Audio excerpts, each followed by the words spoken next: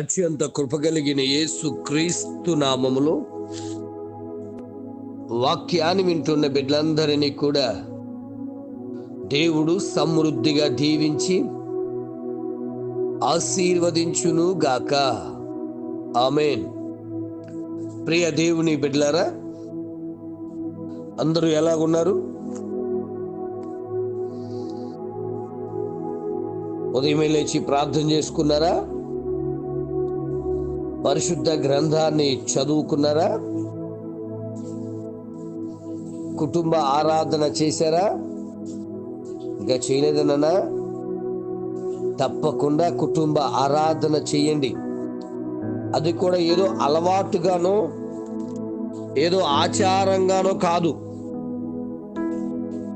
Compulsory హృదయాంతరంగములో నుంచి దేవుణ్ణి ఆరాధిస్తే ఉదయకాల సమయంలో ఆ రోజంతా ఎంతో ఆనందంగా మనం గడపవచ్చు.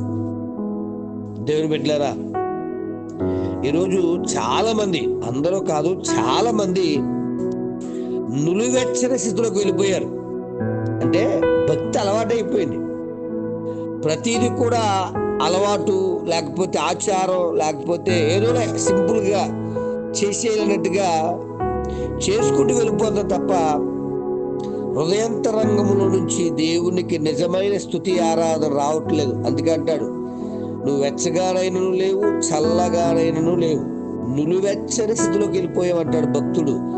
మరి ప్రకటన గ్రంథం 3వ అధ్యాయము మీరు బాగా చదివితే 15-16 వచనాల్లో నిజమే, నులివెచ్చని వారి స్థితి ఎలాగుంటుంది? ఒకవేళ నువ్వు పరీక్ష పెట్టుకోవాలంటే మొదటగా సిలువను గూర్చిన సందేశం హృదయాన్ని కదిలించదండి. సిలువను గూర్చిన వార్త నశించుచున్న వారికి వెర్రితనం, అదే రక్షింపబడిన వారికి దేవుని శక్తిని అపోస్తలుడైన పౌలు చెప్పిన మాట వీళ్ళకి చాలా వెర్రిగా కనబడుతూ ఉంటది. పర్లేదు, సిలువ చనిపోయాడు కదా, యేసుప్రభు అయిపోయింది కదా అనుకుంటా ఉంటాం. ఈరోజు నీ క్రియల ద్వారా, నీ మాటల ద్వారా పదే పదే క్రీస్తుని సిలువేస్తూ ఉన్నావు. 10 మందిలో దేవుని బిడ్డగా ఉంటూ అబద్ధాలు ఆడతావు అనుకోండి, ఎవరు ప్రార్థనకి వెళ్తారు కానీ అబద్ధాలు ఆడతారా అంటారు. అంటే నీ సిలువేసావు. అక్కడ నీ ఆఫీసులో లంచాలు తీసుకుంటున్నావు, ఎవరు ప్రార్థనకి వెళ్తాడు కానీ లంచాలు తీసుకుంటాడరా అంటున్నారు. అంటే నువ్వు అక్కడ యేసుప్రభు ఏం చేస్తున్నావు? సిలువేస్తున్నావు. నులివెచ్చనిస్తులోకి వెళ్ళిపోయావు. నువ్వు ఆఫీస్కి వెళ్తున్నావు, పనికి మళ్ళీ పాపం చేస్తున్నావు. ఎవరైనా ఆఫీస్కి వెళ్తారు కానీ ఇక్కడ ఈ అమ్మాయిని ఉంచుకున్నాడు, లేదా అక్కడ అబ్బాయిని ఉంచుకున్నారు, లేదా బాయ్ ఫ్రెండ్ రా, గర్ల్ ఫ్రెండ్ రా, నోరు కంట్రోల్ చేసుకోలేడురా అని చెప్తా ఉంటారు బిడ్డ. అంటే నీ ప్రవర్తన ద్వారా నువ్వు దేవుని బిడ్డగా చలామణి అయిపోతున్నావు, కానీ అక్కడ ఏం చేస్తున్నావు? యేసు ప్రభుని మరుసటిగా మరలా సిలువేస్తున్నావు. నులివెచ్చని స్థితి. నీకేమాత్రం బాధ గాని భారం గాని ఏమీ అనిపించదు. దేవుని బిడ్డ ఆలోచిస్తున్నారా? సిలువను గుర్చిన వార్త నీకు వెర్రితనంగా అయిపోవడం కారణం నువ్వు చెప్పండి, నులివెచ్చని స్థితిలోకి వెళ్ళిపోయావు. రెండోగా చూస్తే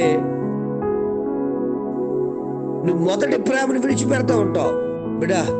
మొదటి ప్రేమను విడిచిపెడతా ఉంటావు నులివెచ్చని స్థితిలోకి. 2వ అధ్యాయం ప్రకటన గ్రంథం 4వ వచనం చూస్తే కనుక, నువ్వు మొదటి ప్రేమను విడిచిదివ, నీ మీద తప్పు ఒకటి మోపవలసి ఉన్నది అంటాడు. అవును, నీ భార్యను మొదట్లో లేదా నీ భర్తను మొదట్లో ఎంత బాగా ప్రేమించేవాడు, నీ కుటుంబాన్ని, నీ సంఘాన్ని ఎంతగా ప్రేమించేవాడు. మరి నా హృదయమంతో జీవము గల దేవుని దర్శింపు ఆనందముతో కేకలు వేస్తున్నది అన్నట్టుగా ఎప్పుడు కూటం పెడితే అప్పుడు పరిగెత్తుకుంటూ వెళ్ళేవాడు. ఇప్పుడు నీకున్న మొదటి ప్రేమ తగ్గిపోయింది. చదువుకునే తమ్ముళ్ళు చక్కగా చదివేవాడివి, ఎవరి కాళ్ళకి వచ్చిన తర్వాత మరి నీకు ఏమనిపించిందో తెల్ల కానీ పుస్తకాలంటేనే ఒళ్ళు మండిపోతుంది నీకు. పరిశుద్ధ గ్రంథాలు చదివేవాడివి, ఈ మధ్యన పరిశుద్ధ గ్రంథాలు తీయడమే నీకు బద్ధకం అయిపోయింది.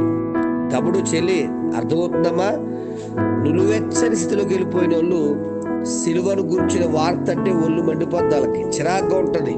ఈరోజు నీకు అనిపిస్తుంది చదవ బుద్ధి కావట్లేదా? అయితే నువ్వు నులివెచ్చని స్థితిలోకి వెళ్ళిపోయావు. ఒకవేళ ప్రతిరోజు ఉదయం లేచి వెంటనే అమ్మా బైబిల్ చదవరా అంటున్నాడు, ఆ మాట నీకు బాధగా ఉంటుందంటే నీవు నులివెచ్చని స్థితిలో ఉన్నావేమో ఆలోచించు. దేవుడు అంటే ప్రేమ లేకుండా, బైబిల్ గ్రంథం అంటే ప్రేమ లేకుండా, నీ భర్త, నీ భార్య, నీ కుటుంబం అంటే ప్రేమ లేకుండా, మొదట్లో ఎంతో ప్రేమగా చూసిన నీవు దేవుని మందిరం అంటే ప్రేమ లేకుండా, దైవజనుడు అంటే గౌరవం లేకుండా మాట్లాడుతుంటే నీ మొదటి ప్రేమను విడిచిపెట్టేసి మేము ఆలోచించే దయచేసి. ఇంకా చెప్పాలంటే నీ సంఘ ఆరాధనలు కూడా నీకు విసుగు అనిపిస్తాయి. రోమా 10:17 ప్రకారం అవి ఈ పాస్టర్ గారు ఏంటారు త్వరగా వదిలిపెట్టరు, అబ్బో త్వరగా అవదర బాబా. కొంతమంది ఉంటారు భక్తులు 10:30కు ప్రార్థన అయితే 10:30కి వెళ్తా ఉంటారు. ఇంకేం చేద్దకు వెళ్తారు? వీళ్ళు నిలువెచ్చ స్థితి, ఏదో వెళ్ళాలి కాబట్టి 10:30కి ప్రార్థన అయితే 12 గంటలకు వెళ్ళేవారు, కొంతమంది అయితే 11:30కి 12:30కి వెళ్ళేవారు, మరికొంతమంది. వీళ్ళ స్థితి చాలా భయంకరం బిడ్డ. ఒకవేళ అలాగెళ్తే మొత్తం మానేయచ్చు, తప్పేం కాదు. ఎందుకు? నిలువెచ్చని స్థితిలో ఉండి నేనేదో ప్రార్థనకి వెళ్ళిపోయాను అనుకోవడం తప్పునా? దయచేసి సరి చేసుకుందాం. ఇంకా నిలువెచ్చని స్థితిలో ఉన్న వారి యొక్క లక్షణాలు చెప్పడా? ఆత్మల గురించిన భారం ఉండదు. సామెతలు 11:30 ప్రకారం ఎవరు నశించిపోతున్నా, ఎవరు పాడైపోతున్నా, ఎవరు నరకానికి పోతున్నా కనీసం భారం కూడా ఉండదు. దయచేసి ఆలోచించు బిడ్డ. ఇంకొక మాట చెప్పిన ముగిస్తాను దయచేసి. రోమీయులకు రాసిన పత్రిక 8వ అధ్యాయము 5-7 ప్రకారం, 5వ వచనం నుంచి 7వ వచనం ప్రకారం లోకాశల చేత ఎక్కువగా ఆకర్షింపబడతారు. లోకాశలు ఏవో ఇబ్బంది పెడతా ఉంటాయి. దేవునితో సంబంధం కన్నా లోకాశల్లో ఎక్కువ ఇబ్బంది పడుతూ ఉంటారు. ఇంకా చెప్పాలంటే దయచేసి నిలువెచ్చని స్థితిలో ఉన్నవారు దయచేసి దేవుని బిడ్డలారా అందరి మీద కంప్లైంట్ చేస్తూ ఉంటారు.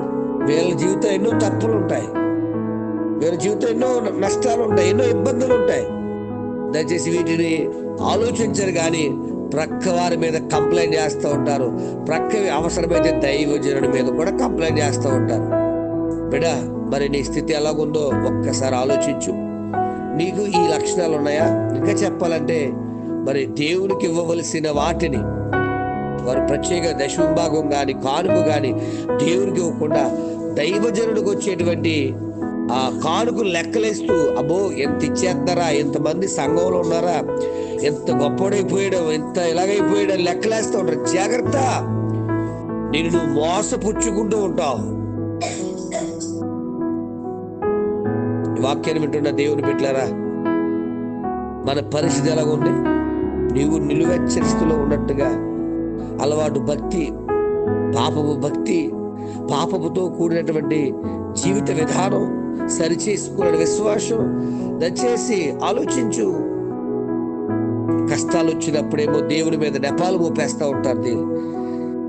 సుఖం వచ్చినప్పుడు అంత నా గొప్ప అనుకుంటూ ఉంటారు. దయచేసి బిడా, ఈరోజు ఈ వాక్యం వింటున్న నీవు ఈ లక్షణాలు నీకుంటే నిలువెచ్చని స్థితిలో ఉన్నావని ఎరిగి సరి చేసుకుని మొదటి ప్రేమకు తిరిగి పొందుకుంటూ దైవ ఆశీర్వాదాలు పొందుకునే కృపను దేవుడు అనుగ్రహించాలని ఆశిస్తున్నాను.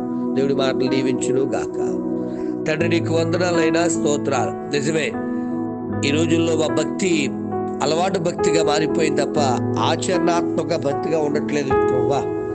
అయ్యో, ప్రక్క దేవుని బిడ్డలు అనుకుంటూ మేము పనిచేస్తున్న చోట, కాలేజీల్లో, స్కూల్స్లో ప్రభా, ఆఫీసుల్లో, పొలం పనుల్లో అయ్యా పనికిమాల పనులు చేస్తూ నీ నామానికి అవమానం తెస్తున్నావు నైనా.